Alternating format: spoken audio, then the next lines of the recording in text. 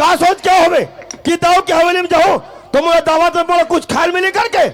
अगर मुझे पहली पता होती ना तुम लाते करके कुत्ता ला 2 रोटी खिला था और तुहार में रख लेते हो रे। अबे चुप साले, आवाज नीचे करके बात कर।